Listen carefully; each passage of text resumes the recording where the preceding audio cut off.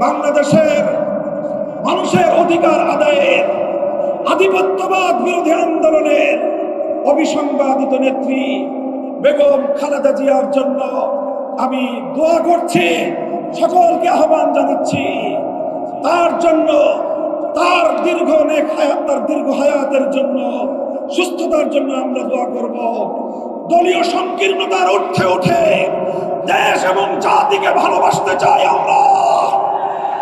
আমাদেরকে বিরোধী পক্ষে ঠেলে দিয়ে আমাদের সঙ্গে যদি কেউ বিরোধ তৈরি করতে আসেন, আমাদের শান্তিপ্রিয় চলার পথে যদি কেউ প্রতিবন্ধকতা তৈরি করতে আসেন, রাজপথে মোকাবেলা করব।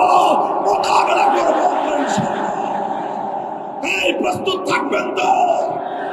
জীবন দিতে হলে জীবন দেব, রক্ত দিতে হলে রক্ত দেব।